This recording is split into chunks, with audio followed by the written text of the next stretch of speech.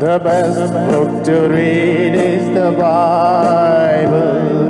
The best book to read is the Bible.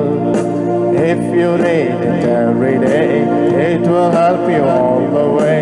Oh, the best book to read is the Bible. Shall we read it again? మరొకసారి ఆ మాట చదువుతాం.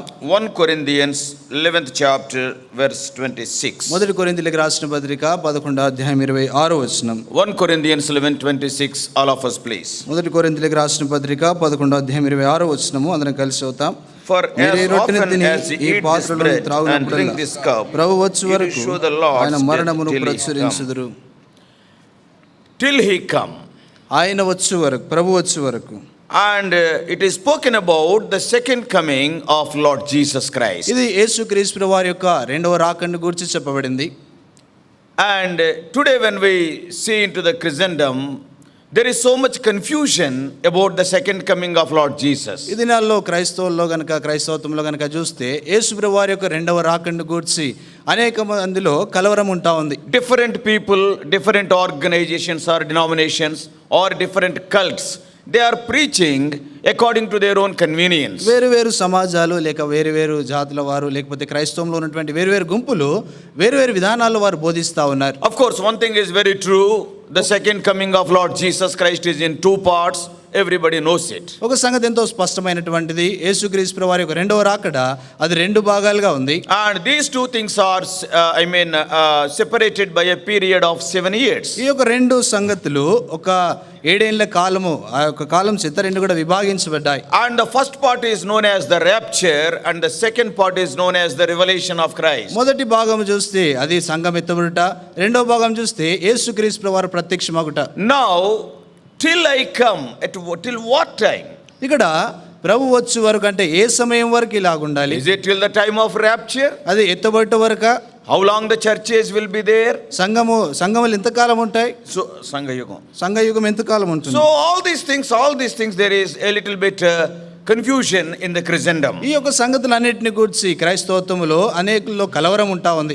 Many people will question. చాలా మంది ప్రశ్నిస్తా ఉంటారు, Will the church go through the tribulation period? సంఘము శ్రమ కాలం గుండా వెళ్తుందా? The Lord is, the world is going to experience the devastating wrath of God during the 7 years tribulation period. 7 ఏళ్ల శ్రమ కాలంలో చూస్తే దేవుని యొక్క భయంకరమైనటువంటి ఉగ్రతను లోకమంతా కూడా అనుభవిస్తుంటుంది. We all know right from Revelation 6th chapter up to almost 19th chapter, that is till the marriage supper of the Lamb, we can see what is going to happen on the earth, and much portion of Revelation is allotted to the 7 years tribulation period. ప్రకటన గ్రంథం 6వ అధ్యాయం 19వ అధ్యాయం వరకు కనుక మనం గమనిస్తే అక్కడ శ్రమకాలంలో జరిగేటువంటి సంగతులన్నీ కూడా రాయబడ్డాయి.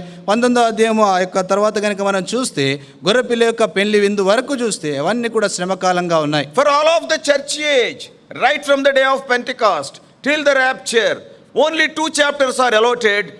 Second chapter and third chapter, it is written about the 7 churches, 7 church ages. సంఘం యుగము నుండి తర్వాత ఎత్తుబడ్డ అనేటువంటి ఆ యొక్క సంగతి వరకు చూస్తే 2 అధ్యాయాలు మాత్రమే దాని కొరకే కేటాయించబడతా వచ్చినాయి. And we all know Ephesus is the early church. మొదటి సంఘం మనకు తెలిసినటువంటిది ఎఫెసస్ సంఘము. Right from the day of Pentecost up to the end of the first century, that is 30 to 100 we can say approximately, that was the church age, apostolic church age. Apostles worked a lot. అది మొదటి సంఘ యుగం అంటే 32వ సంవత్సరం నుండి 100 అంటే ఒక శతాబ్దం పాటు ఉన్నటువంటి మొదటి సంఘ యుగములో ఈ సంగతులన్నీ కూడా ఉన్నాయి. And second church age, as you know, the Smyrna church age. రెండవ సంఘ యుగము అది స్ముర్నా సంఘము. That is, we all know the Caesar's time, all the Roman emperors, many emperors ruled, but out of them 10 emperors are very cruel. Their names are also there, very cruel, and they put the Jewish people or even the Christians to much persecution. That's why in the letter to Smyrna, 10 days tribulation, it speaks about 10 emperors of Rome. ఆ దినాల్లో చూస్తే ఈ యొక్క కైసరులు వారు ఈ రోమా సామ్రాజ్యంలో ఉన్నటువంటి చక్రవర్తులుగా ఉన్నారు. వీరు ఒక 10 మంది వారిలో చూస్తే ఎంతో క్రూరమైనటువంటి చక్రవర్తులుగా వారుండి యూదులను వారు ఎంతగానో హింసించినటువంటి వారు. అందుకొరకే రాయబడింది, మీకు 10 దినములు శ్రమ కలుగును. అంటే ఈ 10 మందికి అది వారు గుర్తుగా కనబడతా ఉంది. So from almost 100 AD to 313 AD, it is known as Smyrna church period. క్రీస్తు శకము 100 సంవత్సరం నుండి 300 సంవత్సరం వరకు స్ముర్నా సంఘం యొక్క యుగం యుగముగా And కనబడుతుంది. after that, ఆ తర్వాత we come to the Pergamum age, that is where Constantine revived the Christianity among the Romans also. రోమీల మధ్యలో కూడా తిరిగి క్రైస్తవత్వాన్ని ఉజ్జీవపరిచినటువంటి కాన్స్టెంటైన్ ఆయన యొక్క కాలంలో ఉండింది. And Constantine is a Roman emperor, but he embraced Lord Jesus Christ as his savior, and because of his mother Helena, and Christianity was the state religion in those days. ఈ యొక్క Constantine అయినటువంటి ఒక రోమా చక్రవర్తి తన తల్లి అయినటువంటి Helena ద్వారా ప్రభువుని ఎరిగి ఆయనను ఎంతగానో హత్తుకుంటా వచ్చినాడు. ఆయనను బట్టి ఆ యొక్క కాలంలో ఎంతో గొప్ప ఉజ్జీవం అనేది ఆ యొక్క కనబడతా వచ్చింది. Today many of the churches in the land of Israel and Palestine and all those areas, they are built by or they are repaired by his mother Helena. ఇశ్రాయెల్లో తర్వాత ఇతరమైనటువంటి Nearly 80 churches. ఇశ్రాయెల్లో తర్వాత ఇతరమైనటువంటి స్థలాలు దాదాపు 80 సంఘాలు ఎలినా అంటే ఈ యొక్క కాన్స్టెంటైన్ వాళ్ళ యొక్క తల్లి తర్వాత ఆయన ద్వారా మరమ్మతు చేయబడినటువంటి సంఘాలుగా ఉన్నాయి. And he changed the capital from Rome to Byzantium, that is in Turkey. Later it is known as Constantinople in his honor. ఇప్పుడు టర్కీలో ఉన్నటువంటి రాజధాని పట్టణము అది ఇప్పుడు బైజన్ గా ఉండింది. దాని తర్వాత చూస్తే దాన్ని Constantinople in his honor. ఆయన ఘనతగా కాన్స్టెంటైన్ నోపుల్ అనేటువంటి ఒక రాజధానిగా అది ఏర్పరచబడింది. Of course today the name is again changed, it is Istanbul today. ఇప్పుడు ఈ దినాల్లో ఆ పేరు మార్చబడింది, అది ఇస్తాన్బుల్ గా పిలువబడుతుంది. And that is the third church period, the period of Pergamum. అది పర్గము సంఘం యొక్క యుగముగా ఉంది. From 313 to 590. 313 నుండి 590 క్రీస్తు శకం వరకు. And after that, ఆ తర్వాత the Thyatira church period is almost like a dark age. ఈ తుయతైర సంఘం యొక్క యుగము చూస్తే అదే చీకటి కాలంగా It is కనబడుతుంది. almost nearly 1000 years from 590 AD to 1517 AD. 590 నుండి 1517. 1517 సంవత్సరం వరకు కూడా చీకటి యుగంగా పిలువబడతా వచ్చింది. Yes, it is totally a dark period. అది పూర్తిగా చీకటి కాలంగా ఉంది. You can call it as a papal age, almost popes are ruling. అంటే ఆ యొక్క పోపులు పరిపాలిస్తున్నటువంటి కాలంగా పిలువబడింది. And after that, ఆ తర్వాత the Sardis period has come. Sardis సంఘ యుగం That వచ్చింది. is 1517 to 1700. It is known as the Reformation age, where we can see Martin Luther. 1717 నుండి 1700 సంవత్సరం వరకు చూస్తే మార్టిన్ లూథర్ ఆయన పరిపాలించినటువంటి కాలంగా చెప్పబడతా ఉంది. And he is the reformer. ఆయన The Lutheran mission. Martin Luther brought the Bible unto everybody.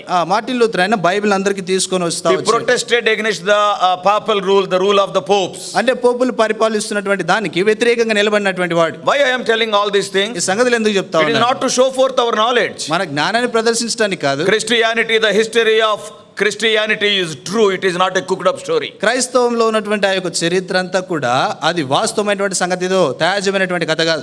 And sixthly, ఆరోది Philadelphian church age, ఫిలదెల్ఫియా సంఘ యుగం. that is from 1700 to 1900. Philadelphia means brotherly love, and it is a missionary period. 1700 సంవత్సరం నుండి 1900 సంవత్సరం వరకు అది సహోదర ప్రేమకు గుర్తుగా ఉంది, అంటే సువార్థికుల సమయంగా ఉంది. That's why if you see the history, అందుకొరకే చరిత్రను గమనిస్తే you can see people like John Wesley, John వెస్లీని చూస్తాం, D.L. Moody, డిఎల్ మూడీ గారు, David Livingston, David Livingston, and Hudson Taylor, తర్వాత Hudson Taylor, Adoniram Judson, Adoniram Robert Judson, Moffat. తర్వాత Robert Moffat. All these people worked between 1700 to 1900, evangelized almost all the continents. వీరందరూ కూడా 1700 సంవత్సరం నుండి 1900 ఆ యొక్క సంవత్సరం వరకు, అంటే క్రీస్తు శకం ఈ సంవత్సరాల్లో వీరు సువార్థికులుగా ఉండి పనిచేస్తా వచ్చారు. We should never forget about Mr. William Carey, who came to India. Today we are having the New Testaments in our hands, means much of his labors are involved. ఇది నాలో మన చేతిలో క్రొత్త నిబంధన గ్రంథం ఉందంటే ఆయన విలియం కేరీని గురించి మనం మర్చిపోకూడదు. ఆయన యొక్క ప్రయాసం ఎంతగానో అందులో ఉంది. Now we are living in the Laodicean church age. This is not apostolic age, it is an apostate age. ఇది లవోదికయ సంఘ యుగంలో మనం ఉన్నాం. ఇది అపోస్తుల కాలం కాదు గాని విశ్వాస భ్రష్టత్వం, అపోస్టేట్ విశ్వాస భ్రష్టత్వంలో మనం ఉన్నాం. And that is from 1900 onwards. అది 1900 సంవత్సరం So నుండి. what I want to tell is, for all this almost 2000 years period, the Holy Spirit has allotted only 2 chapters in Revelation, chapter 2 and chapter 3. ఈ యొక్క 2000 సంవత్సరాలకి అన్నిటికీ చూస్తే పరిశుద్ధాత్ముడు కేవలము 2వ అధ్యాయం 3వ అధ్యాయం మాత్రమే ఆయన కేటాయిస్తా వచ్చారు. But when it came to the tribulation period of only 7 years, the Holy Spirit has allotted almost right from chapter 4, to be more precise, right from chapter 6 up to almost 18th chapter. అయితే పరిశుద్ధాత్ముడు శ్రమకాలను గురించి రాసేటప్పుడు చూస్తే ఆ యొక్క 6వ అధ్యాయం నుండి 19వ అధ్యాయం వరకు 18th 18వ అధ్యాయం వరకు ఆయన రాస్తా వచ్చాడు. Why the Holy Spirit has allotted so many chapters and why he narrated everything in detail? ఎందుకొరకు పరిశుద్ధాత్ముడు ఆ సంగతులన్నీ అంత వివరించి రాస్తా వచ్చాడు? Because you and I must know very clearly what is going to happen. మనం ఏమి జరగబోతుందో ఆ సంగతిని నీవు నేను ఎంతో స్పష్టంగా తెలుసుకోవాలి. Because during that tribulation period, we all know 7 seals, 7 trumpets, 7 bowls of wrath, one after another will follow. ఆ యొక్క సమయంలో చూస్తే 7 ముద్రలు, 7 బూరలు, తర్వాత 7 పాత్రలు, అవి అన్ని ఒకటి తర్వాత ఒకటి జరగబోయేటువంటి సంగతి. I'm not going to talk about them because it is already 5:40. ఇప్పటికే 5:40 అవుతా ఉంది. ఇంకా అవన్నీ కూడా 5:45 అవుతా ఉంది. ఇప్పటికే అవన్నీ మాట్లాడే సమయం లేదు. But we all know all these things what are going to happen during the tribulation period. The Holy Spirit has given much importance and explained in detail so that you and I may not be deceived. ఆ పరిశుద్ధ ఆ యొక్క శ్రమకాలంలో జరగబోయేటువంటి సంగతులన్నీ కూడా పరిశుద్ధాత్ముడు ఎంతో చక్కగా వివరిస్తూ వచ్చిన తద్వారా నీవు నేను మోసపోకుండా ఈ సంగతులన్నీ కూడా వివరించి చెప్పాడు. And with all these things there are so many questions in the Christendom. ఈ సంగతులన్నిటిని బట్టి క్రైస్తవత్వంలో ఎంతో గొప్ప కలవరం అనేది ఉంది. ఇవన్నీ ఉన్నా గాని ఇవన్నీ ఉన్నప్పటికీ see some of the people they are questioning, will the church go through the tribulation period? Will the church be on the earth during the period of tribulation from 6th chapter to 18th chapter? కొంతమంది ప్రశ్నిస్తూ ఉంటారు ఏంటంటే ఈ యొక్క సంఘము ఆ యొక్క శ్రమ కాలంలో అంటే 6వ అధ్యాయం నుండి 18వ అధ్యాయం వరకు ఉన్నటువంటి ఆ శ్రమ కాలంలో సంఘం కూడా ఉంటుందా అని ప్రశ్నిస్తూ If ఉంటారు. you read chapter 2 and 3 of Revelation, ప్రకటన గ్రంథం 2-3 అధ్యాయాలు చదివితే the word church appears almost 19 times. సంఘం అనేటువంటి మాట 19 సార్లు రాయబడింది. But later till 19th chapter the mention of church is not there in the Bible. ఆ తర్వాత చూస్తే ఇంకా 19వ అధ్యాయం వరకు చూస్తే సంఘం అనేటువంటి మాటే కనబడదు. During the tribulation period, శ్రమ కాలంలో we cannot see the church on the earth. భూమి మీద సంఘాన్ని మనం కనుగొనము. So from this what can we understand? దీని నుండి మనం గ్రహించేటువంటి సంగతి Even while writing to Thessalonians, తెస్సలోనికీయులకు రాస్తూ కూడా talking about the rapture of the church, సంఘం యొక్క ఎత్తబడేటువంటి సంగతి some people will ask, the word rapture is not there in the Bible. బైబిల్లో ఎత్తబడట అనేటువంటి మాట లేదని కొంతమంది అడుగుతుంటారు. In English that rapture is not there. English లో ఆ పదం లేదని The అంటారు. meaning is catching up. అంటే ఎత్తబడటం అంటే తీసుకొని పోవటము. And if you see carefully, the word Trinity is also not there in the Bible. జాగ్రత్తగా కనుక గమనిస్తే త్రిత్వం అనేటువంటి మాట కూడా బైబిల్లో లేదు. If you want to criticize something, you will get to criticize. That's all, nothing else. విమర్శించాలంటే ఏదో ఒకటి దొరకాలని చూస్తూ ఉంటారు. So that's why don't bother about such things. అటువంటి సంగతులను గురించి అంతగా బాధపడాల్సిన So అవసరం now లేదు. the major question is, ఇప్పుడు ఎంతో పెద్ద ప్రశ్న ఏంటంటే will the church go through tribulation period or not? Will it be raptured before tribulation? And some people will say during tribulation it will be raptured. Some people will say post tribulation it will be raptured. ఇప్పుడు సంగతి ఏంటంటే సంఘము ఆ శ్రమల గుండా లేకపోతే ఆ శ్రమకాలంలో ఉంటుందా లేకపోతే శ్రమకాలం కంటే మునిపే ఎత్తబడుతుందా లేక శ్రమల గుండా వెళ్లాల్సిందే అనేటువంటి ప్రశ్నలు క్రైస్తవంలో చాలా మందికి ఉన్నాయి. And to explain these ఈ things, సంగతులు వివరించడానికి Paul is writing to Thessalonians in 1 Thessalonians chapter 4. మొదటి తెస్సలోనికీయులకు రాసిన పత్రిక 4వ అధ్యాయంలో పౌలు రాస్తా ఉన్నాడు. In those days, Paul was including himself among the believers who are going to be raptured, and he was telling the Lord Jesus Christ may be coming during our lifetime only. ఆ యొక్క దినాల్లో చూస్తే తెస్సలోనికైనటువంటి సంఘములతో ఆయనను కూడా కలుపుకొని అపోస్తలుడైన పౌలు ఏమంటా ఉన్నాడంటే మనం ఉన్నటువంటి ఈ దినాల్లో ప్రభు వస్తే మేము కూడా కలిసి వెళ్తామని మాట్లాడుతూ ఉన్నాడు. And he thought, because the Lord said, I am going to come very quickly. ఎందుకంటే ప్రభు అన్నాడు నేను ఎంతో త్వరగా వస్తున్నాను. And they were thinking, Lord Jesus Christ will come in the very first century itself. యేసుక్రీస్తు ప్రభువారు ఆ మొదటి శతాబ్దంలోనే ఆయన వస్తాడని వారు ఆలోచిస్తా వచ్చారు. And that's why in verse 14 he says, ఆ కారణం చేతనే 14 వచనంలో అంటున్నాడు, if we believe, he is including himself. ఆయన తను తాను కలుపుకొని చెప్తా ఉన్నాడు. If we believe. మనము నమ్మినట్లయితే. And verse 15, 15వ వచనంలో we say unto you. మేము మీతో చెప్పున్నది. And verse 17, 17వ వచనంలో we which are alive and remain. ఆ మీదట సజీవులమై నిలిచిండు మనము. సజీవులమై నిలిచి ఉండే వారిలో he is including himself. సజీవులమై నిలిచిండేటువంటి వారిలో తను తాను కలుపుకొని మాట్లాడుతాడు. What does it mean? దాని అర్థం ఏంటి? Even Paul expected that the second coming of the Lord Jesus Christ for the church will take place even in the first century. అపోస్తలుడైన పౌలు కూడా ఈ యొక్క సంఘం ఎత్తబడేటువంటి ఆ యొక్క సంగతి మొదటి శతాబ్దంలోనే అంటే తానున్న కాలంలో జరుగుతుంది But అనుకున్నాడు. slowly it is delayed. నెమ్మదిగా అది ఆలస్యం అవుతా Of వచ్చింది. course, we know the reasons. దానికి కారణం మనకు తెలుసు. Now we are not going to see those reasons. ఇప్పుడు ఆ కారణాలు చూడము. It is being delayed. అది ఇంకా ఆలస్యం చేయబడతా ఉంది. So in the meantime, what is happening is, in Thessalonica and other places, some of the believers are dying.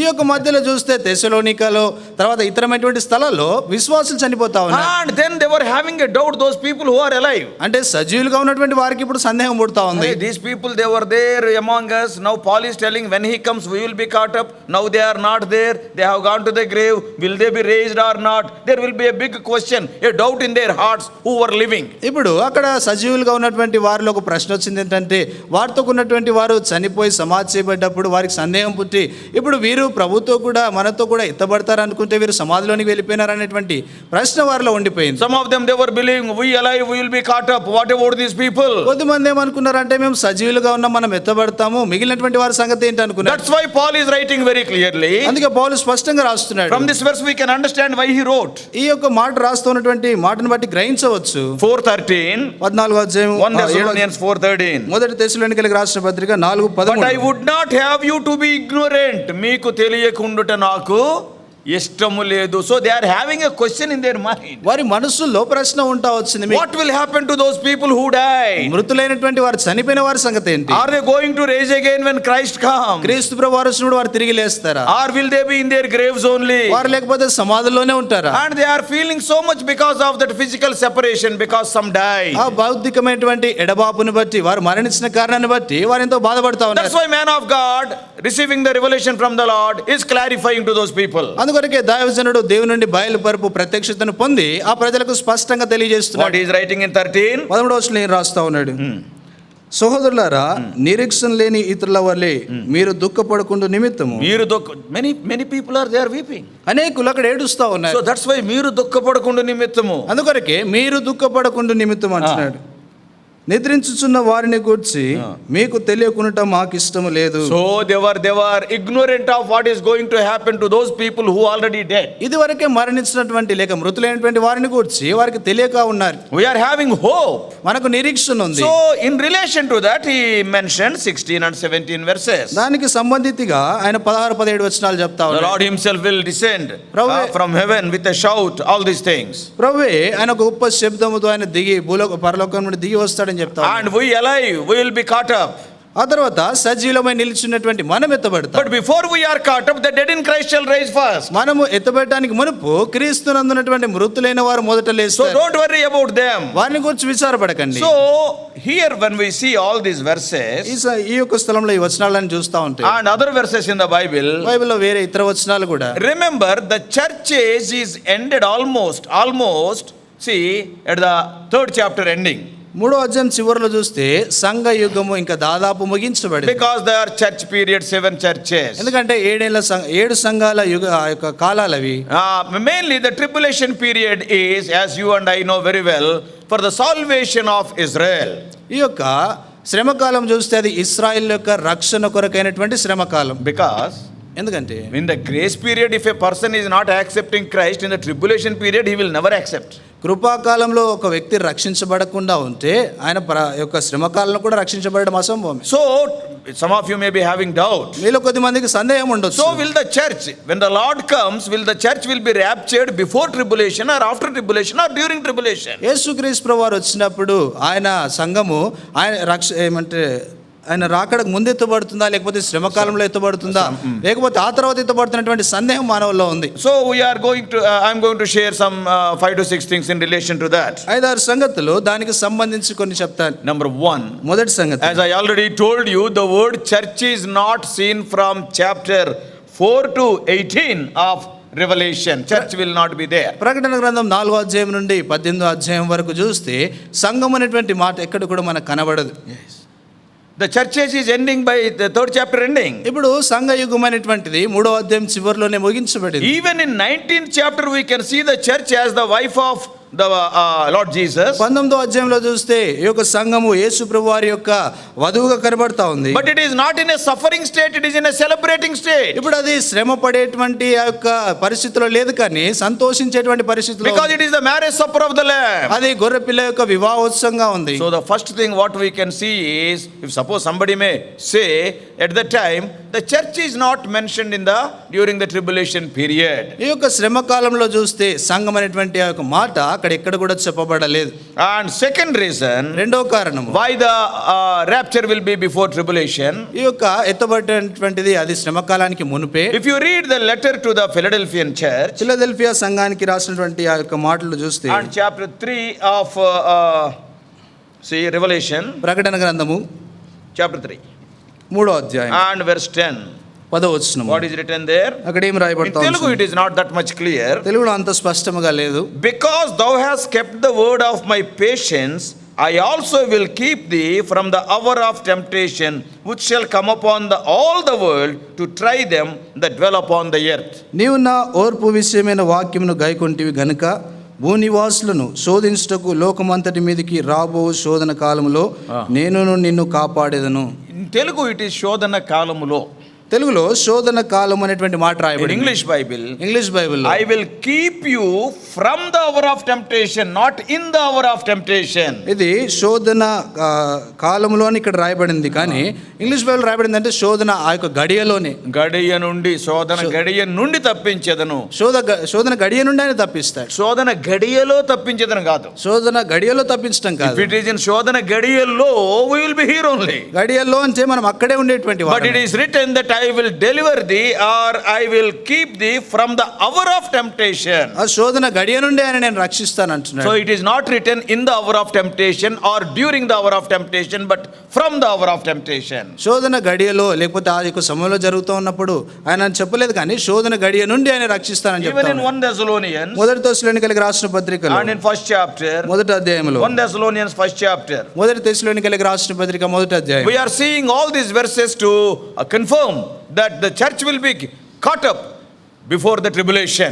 ఇవన్నీ కూడా యేసుక్రీస్తు వారి యొక్క రాకడకు మునిపే, అంటే ఆ యొక్క శ్రమ కాలానికి మునిపే మనం ఎత్తబడతామన్నటువంటి సంగతిని నిశ్చయం చేసుకోవడం చెప్తా ఉన్నా. And that is why we must be more careful. అంటే దాని కొరకే మనం ఇంకెంత జాగ్రత్తగా ఉండాలని The తెలుసుకుంటున్నాం. reason is, కారణం ఏంటంటే all the signs of the second coming that are mentioned in Matthew 24 or Mark 13 or Luke 17, మత్తయి సువార్త 24వ అధ్యాయంలో, మార్కు సువార్త 13వ అధ్యాయంలో రాయబడినటువంటి Luke 17, లూకా సువార్త 17వ అధ్యాయంలో రాయబడిన సూచనలన్నీ కూడా they are for the second part of the second coming, not for the tribulation. అవన్నీ కూడా రెండవ రాకున్నటువంటి రెండవ భాగాన్ని కూర్చున్నటువంటి సూచనలు అవన్నీ So కూడా. when the signs of the second part of the second coming are being fulfilled, how much more we must be careful, because the first part will be 7 years before that. రెండవ రాకల్లో ఉన్నటువంటి రెండవ భాగాన్ని కూర్చున్నటువంటి సూచనలే పూర్తిగా నెరవేర్చబడ్డాయంటే రెండవ రాకన్నటువంటి మొదటి భాగం ఉన్నటువంటి మనము ఇంకెంత జాగ్రత్తగా మనం ఉండాలి. So 1 Thessalonians మొదటి తెస్సలోనికైలకు రాసిన పత్రిక first chapter, మొదటి అధ్యాయం verse 10,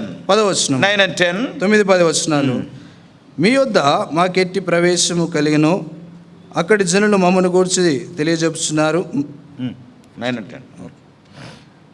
మరియు మీరు విగ్రహములను విడిచిపెట్టి జయం గల వాడును సత్యవంతునగు దేవునికి దాసులగుటకును దేవుడు మృతుల్లో నుండి లేపిన క్రీస్తుననగా రాబో ఉగ్రత నుండి మనలను తప్పించుచున్న ఆయన కుమారుడైన యేసు. రాబో ఉగ్రత నుండి మనలను తప్పించుచున్న యేసు. He is writing to the church at Thessalonica. ఆయన తెస్సలోనికైనటువంటి సంఘానికి రాస్తా ఉన్నాడు. So what he is writing? ఏం రాస్తా ఉన్నాడు? You and I will be delivered from the wrath to come. రాబో ఉగ్రత నుండి మనము తప్పించుకున్నట్లు, లేకపోతే తప్పించుచున్న అంటున్నాడు. And book of Romans. రోమిలికి రాసిన పత్రిక.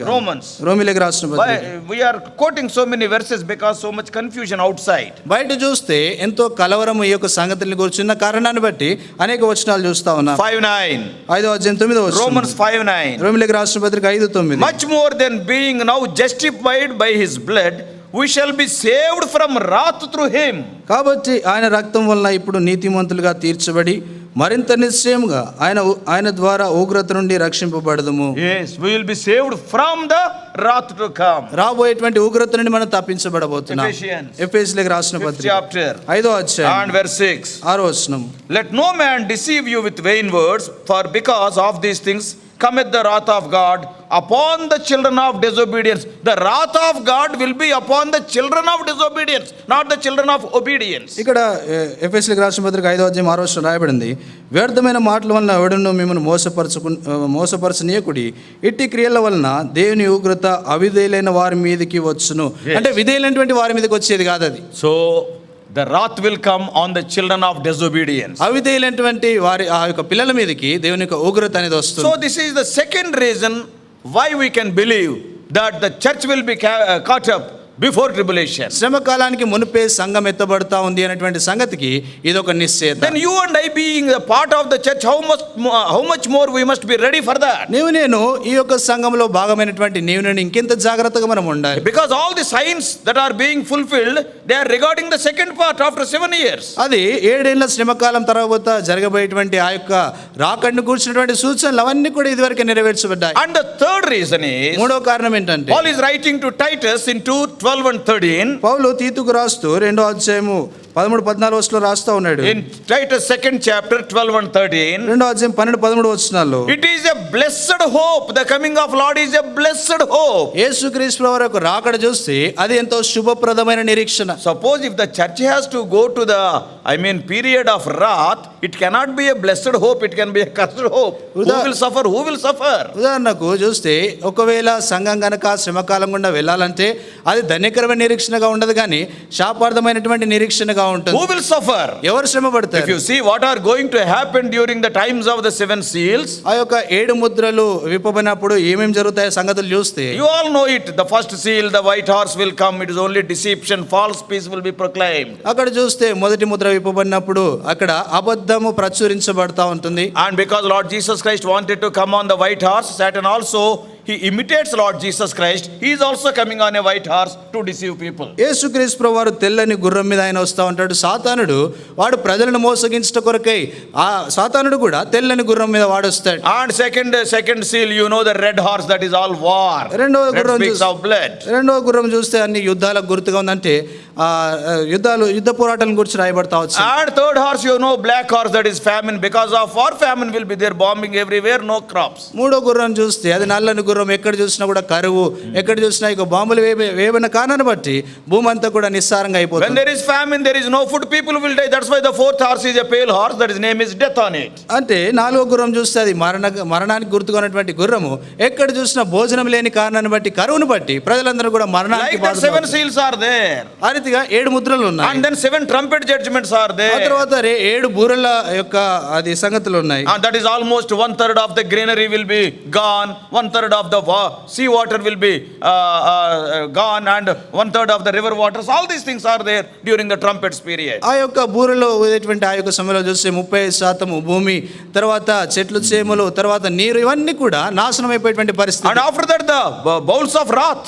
ఆ తర్వాత ఇక ఉగ్రత పాత్రలు కుమ్మరించబడతాయి. And they will be much more devastating. ఇంకా చూస్తే ఎంతో భయంకరమైనటువంటి పరిస్థితి ఆ దినాల్లో. 1/3 of the world population will be gone means, can you imagine?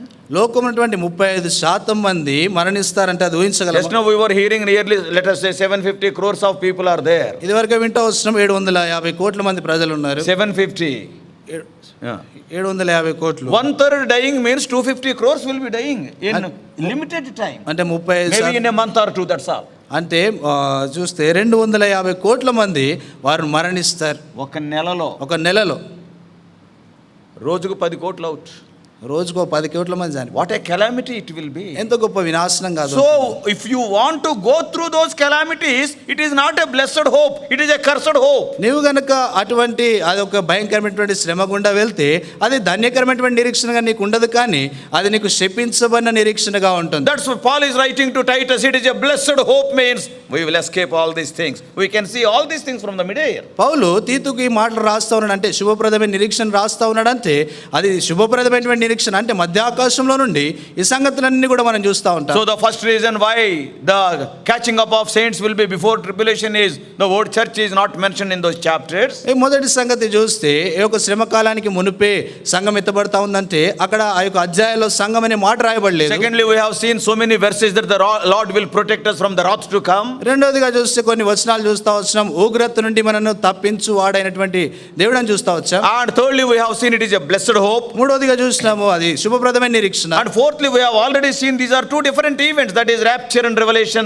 separated by a period of 7 years. ఈ యొక్క ఎత్తబడుట, యేసుక్రీస్తు ప్రభువు ప్రత్యక్షమగుట, ఇవి రెండు కూడా 7 ఏళ్ల శ్రమ కాలం చేత రెండు కూడా వేరుపరచబడినటువంటి సంగతులు. And rapture, Lord Jesus Christ will not touch the earth, he will come to the mid-air. ఈ యొక్క ఎత్తబడేటువంటి సమయంలో చూస్తే యేసు ప్రభువు ఆయన భూమి మీదకి రాడు, కానీ మధ్యాకాశంలో ఆయన ఉంటాడు. He will not be in his abode in heaven. ఆయన పరలోక నివాసంలో ఉండడు. He will come to the mid-air. ఆయన మధ్యాకాశానికి And వస్తాడు. the church, the bride, will go to the mid-air. పెళ్లి కుమార్తెనటువంటి సంఘము మధ్యాకాశానికి వెళ్తుంది. It is something like Isaac and Rebekah met in the field, not in Isaac's house, not in Rebekah's house. ఈ యొక్క Rebecca ఇంట్లో కానీ తర్వాత ఇస్సాక్ ఇంట్లో కానీ వారు కలుసుకోకుండా పొలంలో వారు కలుసుకున్నటువంటి దానికి గుర్తుగా కనబడతారు Isaac and Rebekah. Isaac Rebecca. So we will be going to the mid-air.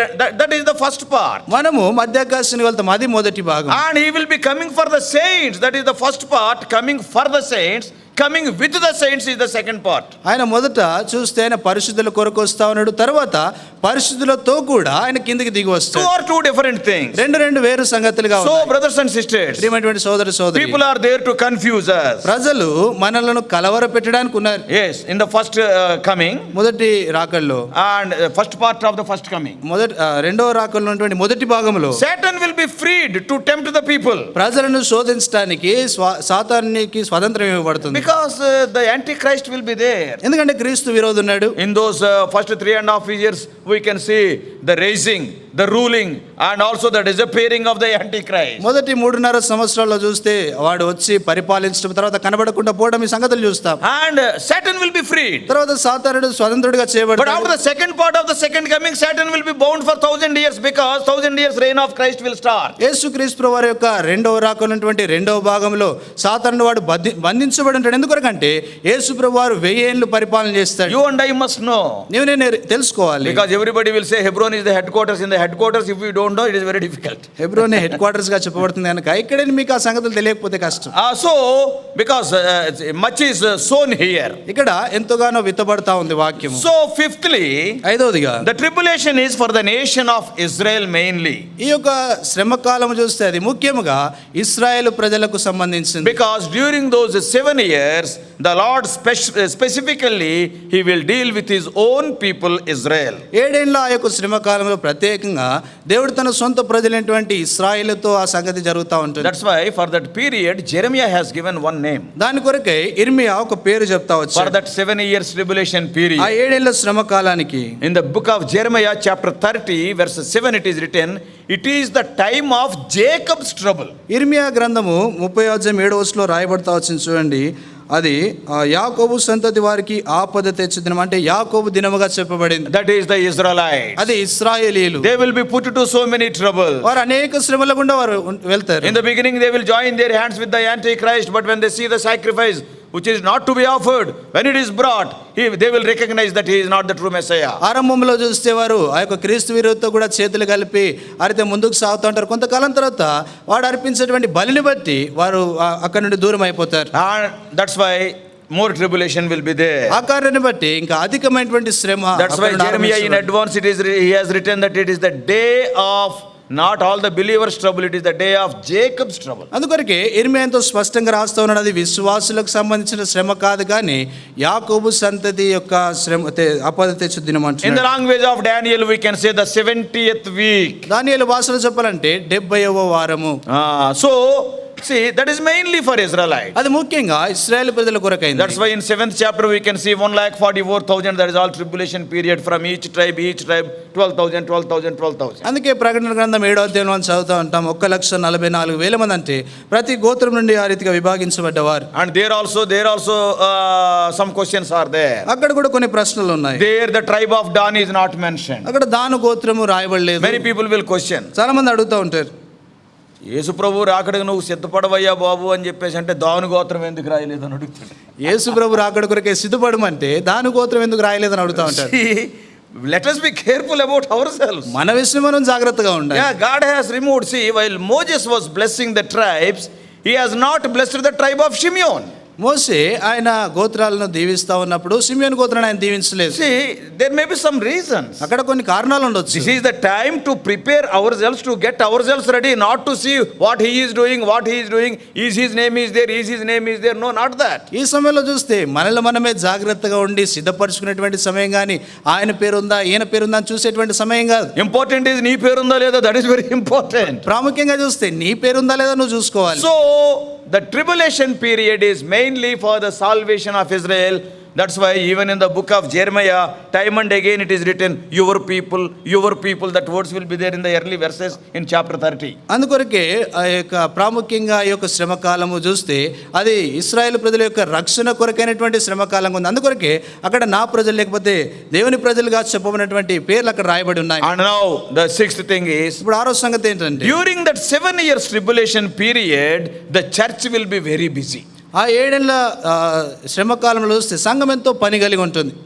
ఏం పని ఉంటుంది? They will be in the mid-air receiving the reward. వారు మధ్యాకాశంలో ఉండి బహుమానాలు పొందుతూ ఉంటారు. In the school when the people, children, when they receive some prizes. స్కూల్లో పిల్లలకి కొన్ని ప్రైజెస్ దొరుకుతా ఉన్నప్పుడు some people they will not get any prize. కొద్దిమందికి ప్రైజులు ఏం రావు. some people నీకేం వచ్చింది, కొద్దిమంది నీకేం వచ్చింది, నాకు this that trophy came, నాకు ఈ ట్రాఫీ వచ్చింది. and another నీకేం వచ్చింది, ఇంకో ఆయన అంటాడు నీకేం వచ్చింది, నాకు ఇది వచ్చింది, నాకు ఇది వచ్చింది. మరి నీకేం వచ్చింది, నీకేం వచ్చింది, చప్పట్లు కొట్టి ఆయాసం వచ్చింది. He has not any prize, only clapping. ఆయనకి ఏమి రాలేదు కానీ చప్పట్లు కొడితే ఆయాసం వచ్చింది. Let us be careful. Some of us will be like that because there is a possibility you may be saved as from fire, no prize at all. మనం కూడా ఎంతో జాగ్రత్తగా ఉంటూ రావాలి. ఒక దినాన నీ పరిస్థితి కూడా అలాగే ఉంటుందేమో. చూస్తే సంగతి అగ్ని నుండి లాగబడినట్లుగా నువ్వు మిగులుతావేమో కానీ ఎటువంటి బహుమానం ఉండదు. That's why the table is arranged to examine our lives regularly. క్రమముగా మన యొక్క జీవితాలను పరీక్షించుకున్నట్టు వరకే బల్ల మన మధ్య ఉంచబడింది. So during the 7 years period, the church will be before the judgment seat of God. Nobody will go to hellfire, but everybody will be receiving their rewards because all are believers that are caught up. ఆ 7 ఏళ్ల శ్రమకాలం చూస్తే సంఘమంతా కూడా యేసుక్రీస్తు వారి యొక్క సింహాసనం మీద నిలబడి, న్యాయపీఠం మీద నిలబడి వీరందరూ కూడా బహుమానాలు పొందుతూ ఉంటారు. ఎవరు కూడా నరకానికి వెళ్ళేటువంటి పరిస్థితి ఉండదు. On that day we are not going to give any account for our sins. All are believers, our sins are washed away. ఆ దినాన చూస్తే మన పాపాన్ని గురించి ఎటువంటి లెక్క మనం చెప్పం. ఎందుకొరకంటే మన పాపాలన్నీ కూడా కడిగి వేయబడ్డాయి. But what account we are going to give? ఏ లెక్క అప్పగించబోతా ఉన్నాం? We are going to give account for our deeds, for our service, for our talents, for our stewardship. What God has given unto us, how we have invested, how we have used for the Lord. For that we have to give account to receive the reward. ఆ దినాన చూస్తే మనకు కలిగినటువంటి తలాంతులను బట్టి, తర్వాత మనం చేసినటువంటి సేవను బట్టి, మనం చేసినటువంటి క్రియలను బట్టి, మనకు అప్పగించిన పనంతటిని బట్టి ఆ దినాన బహుమానం ప్రభు మనకి ఇవ్వబోతాడు. Not only receiving those rewards, but we will be preparing ourselves for the marriage of the Lamb. ఆ యొక్క బహుమానం పొందడం మాత్రమే కాదు కానీ ఆ యొక్క గొర్రెపిల్ల పెళ్లి వివాహం కొరకే సిద్ధపడతాం. Yes, during the tribulation, yes, we will not be here. ఆ శ్రమకాలంలో మనం ఈ స్థలంలో ఉండం. So many people will question what will happen during tribulation. Not necessary, you can see from there if you are a believer. నువ్వు విశ్వాసమైతే ఆ సమయంలో ఏం జరుగుతుందని చాలా మంది అడుగుతూ ఉంటారు. కానీ నువ్వు మధ్యాకాశంలో ఉంటావు కనుక అక్కడ నుండే నువ్వు చూడవచ్చు. ఇక్కడ ఏం జరిగితే నీకెందుకు, ఇక్కడ ఏం జరుగుతుంది నీకెందుకు. You will be caught up to the mid-air. నువ్వు మధ్యాకాశానికి ఎత్తబడతావు. Keep your eyes there. నీ యొక్క దృష్టి అంతా అక్కడనే ఉంచు. That's why the table week after week, so that to prepare you and me for the today. ఆ కారణం చేతనే ఆ దినం కొరకే సిద్ధపరచబడటానికి మన మధ్యలో అన్ని వారం వారం ఉంచబడతాం. And seventhly, ఏడోదిగా during tribulation, ఈ యొక్క శ్రమకాలంలో the Israel will be the God's witness on the earth. భూమి మీద ఇశ్రాయేలు దేవునికి సాక్షులుగా వారు ఉంటారు. And they will be going here and there. వారు ఆయా స్థలాలకు వెళ్తుంటారు. Because at the time of rapture, all in Christ are taken away.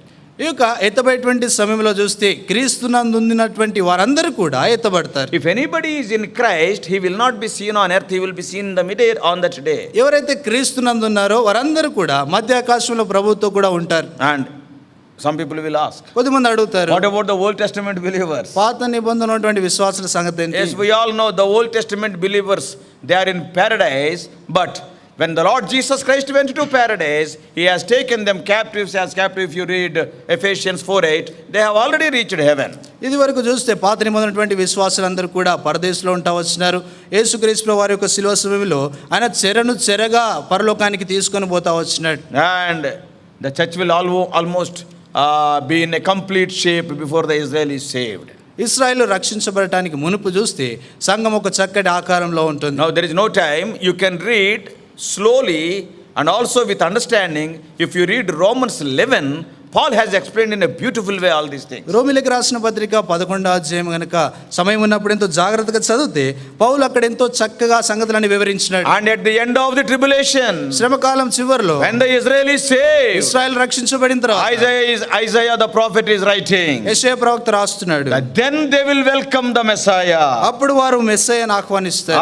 Isaiah chapter 25. యెషయా గ్రంథము 25వ అధ్యాయం. Isaiah 25. యెషయా గ్రంథం 25వ And in verse 9, 9వ వచనం. what the Israelites are going to say on that day, ఇశ్రాయేలు ఆ దినాన్ని ఏమంటారు? at the end of the tribulation, శ్రమకాలం చివరిలో, and it shall be said in that day, lo, this is our God, we have waited for him, and he will save us.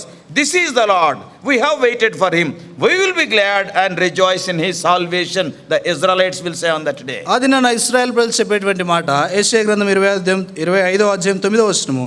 ఆ దినమున జనులు ఇలాగా అందరూ, ఇదిగో మనల్ని రక్షించునని మనము కనిపెట్టుకుని ఉన్న మన దేవుడు, మనం కనిపెట్టుకున్న యెహోవా ఈయనే, ఆయన రక్షణను బట్టి సంతోషించి ఉత్సాహించుము.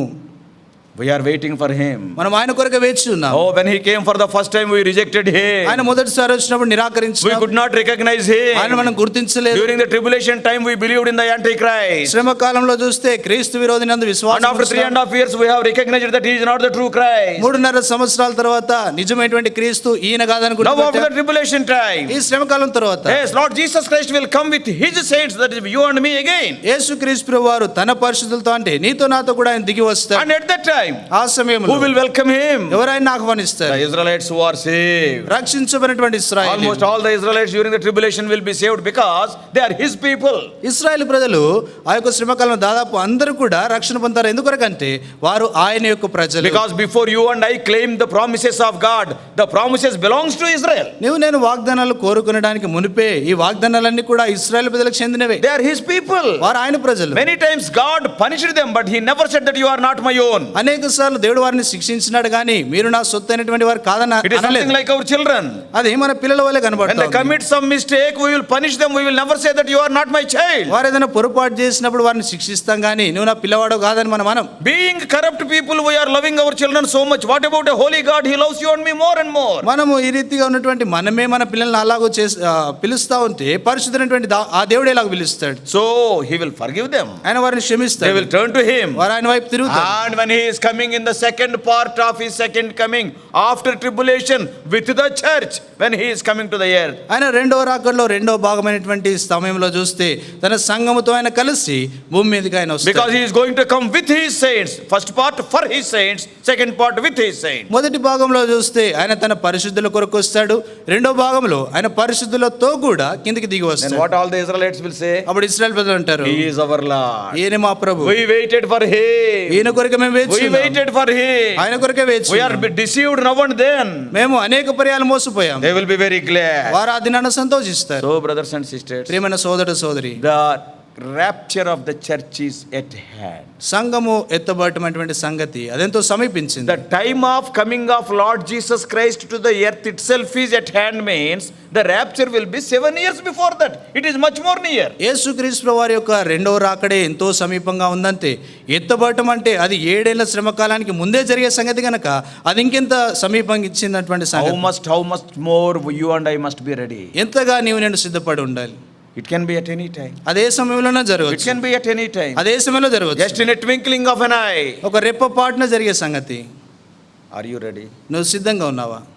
Are you ready for the coming of Christ? క్రీస్తు ప్రభువు వారి యొక్క రాకడకు నువ్వు సిద్ధంగా ఉన్నావా? Are you ready to be caught up to the mid-air? మధ్యాకాశానికి ఎత్తబడేందుకు నువ్వు సిద్ధంగా ఉన్నావా? How are your deeds? నీ క్రియలు ఎలా ఉన్నాయి? What about the talents what the Lord has given to you? దేవుడు నీకు ఇచ్చిన తలాంతుల సంగతి ఏంటి? God has given you some responsibility and some talents. Are you using them? Are you burying them? దేవుడు నీకు కొన్ని బాధ్యతలను ఇచ్చినాడు, కొన్ని తలాంతులను ఇచ్చినాడు. వాటిని వాడుతావా లేకపోతే వాటిని సమాధి చేసినావా? Yes, we have to give account for them. వాటిని గురించి మనం లెక్క అప్పగించాలి. That's why to examine our own lives, the table is kept before us till I come, he says. అందుకొరకే మన వ్యక్తిగతమైనటువంటి జీవితాలను పరీక్షించుకున్నట కొరకే బల్లమన్యం మధ్యలో ఉంచబడింది. నేను వచ్చే వరకు లేక ప్రభు I am వచ్చే going to వరకు come. నేను తిరిగి వస్తాను. Examine your life. నీ జీవితాన్ని పరీక్షించు. Be ready. సిద్ధపడు. And use the time effectively. ఎంతో చక్కగా నీ యొక్క సమయాన్ని వాడు. Redeem the time. సమయాన్ని కాపాడుకో. Yes. That's why you have to examine our life and I have to examine life. అందుకొరకే నీ జీవితాన్ని నీవు పరీక్షించుకోవాలి, నా యొక్క జీవితాన్ని పరీక్షించుకోవాలి. How we are using our time. మన సమయాన్ని ఎలా How we are ఉపయోగిస్తున్నాం, using our treasures. మన సంపదను ఎలా How we are ఉపయోగిస్తున్నాం, using our talent. మన తలాంతులను ఎలా Even వాడుతున్నాం, how we are using our tears. మన యొక్క కన్నీళ్ళని ఎలా వాడుతున్నాం. You can use your tears for the work of the Lord. నీ యొక్క కన్నీళ్లను దేవుని పని కొరకు నువ్వు వాడొచ్చు. For everything, because in the Bible it is written, even your tears will be counted there in a buddhi, isn't it? ఎందుకొరకంటే బైబిల్లో నీ కన్నీళ్లు కూడా లెక్కించబడతామని అవి ఒక బుడ్డిలో ఉంచబడ్డాయి. Yes, God will not leave without counting anything of your labor. నీ యొక్క ప్రయాసంలో ఏది కూడా లెక్కించకుండా ప్రభు విడిచిపెట్టాడు. Not only your tear, every drop of your sweat will be counted. నీ యొక్క కన్నీళ్ళే కాదు, నీ యొక్క చెమట, ప్రతి చెమట కూడా ఆయన లెక్కిస్తాడు. Are you working for the Lord? నువ్వు ప్రభు కొరకే పని The చేస్తున్నావు. time is so short. సమయం చాలా And సమీపించింది. after that you cannot do anything. ఆ తర్వాత నువ్వు ఏం చేయలేవు. Some of the people's work will be, as Paul has written in 1 Corinthians 3rd chapter, it will be like wood, hay and stubble. కొద్దిమంది పని చూస్తే అపోస్తలుడైన పౌలు మొదటి కొరింథీయులకు రాసిన పత్రిక 3వ అధ్యాయంలో రాసినట్లు కర్ర గడ్డి కొయ్యకాలుగా కొద్దిమంది పని. The Lord is not going to value it by measuring with a tape, but by fire he is going to test. ఆయన ఏదో ఒక కొలతతో ఆయన కొలవట కానీ ఆ ఒక అగ్ని చేత దాన్ని పరీక్షిస్తాడు. Yes, how is your work? నీ యొక్క పని ఎలాగుంది, How are your deeds? నీ క్రియలు ఎలా ఉన్నాయి. Every one of us, we are calling ourselves as children of God. మళ్ళీ ప్రతి ఒక్కరం కూడా దేవుని పిల్లలు అని Every పిలుచుకుంటాం. one of us are enjoying the same salvation అందరం కూడా అదే రక్షణ అనుభవిస్తున్నాం, and same grace we are enjoying. అదే కృపను But ఆనందిస్తున్నాం. how you are working for God? దేవుని కొరకు ఎలాగ పని All are enjoying in a similar way, but all are not working in the same way. అందరూ కూడా అదే విధానంలో ఆనందిస్తా ఉన్నారు కానీ ఒకే విధానంలో పని చేయడం లేదు. Let us examine our lives. మన జీవితాలను పరీక్షించుకుందాం. If today the Lord comes to the mid-air and if God calls the church, ఈ దినము ప్రభు మధ్యాకాశానికి వచ్చి సంఘాన్ని పిలిస్తే what will be your condition? నీ పరిస్థితి ఎలాగుంటుంది? What reward you are going to receive? ఏ బహుమానం నువ్వు పొందబోతున్నావు? If you are not sure of your rewards, నీ బహుమానాన్ని గురించి నీకు if నిశ్చయత you are not లేకపోతే, careful about your deeds and sacrifice, నీ క్రియలు తర్వాత నీ యొక్క అర్పణల గురించి నువ్వు జాగ్రత్తగా లేకపోతే set right your life. నీ జీవితాన్ని సరి చేసుకో. Lord, I am very sorry. ఓ ప్రభువా నన్ను క్షమించు, I am so negligent. నేను ఎంతో నిర్లక్ష్యంగా ఉన్నాను. Oh, I am more bothered about the worldly temporal things. లోక సంబంధమైన తాత్కాలికమైనటువంటి సంగతుల కొరకే నేను ఎంతో ప్రాముఖ్యతని. Though I am working, my work is like wood, stubble and hay. నేను పని చేస్తున్నప్పటికి కూడా నా పని కర్ర గడ్డి కొయ్యకాలుగా కనబడుతుంది. Give me grace so that my work may be like gold, silver and precious stones. వెండి బంగారము వెలగల రాళ్ల వలె ఉండునట్లు నాకు కృపను అనుగ్రహించున్నాడు. Rededicate your life at the table. ఈ యొక్క బల్ల యొద్ద నీ జీవితాన్ని తిరిగి ప్రతిష్ఠించుకో. May God help us. ప్రభు మనకు సహాయం పడును గాక. God bless you all. Please subscribe for more spiritual messages on YouTube channel John Victor Hebron.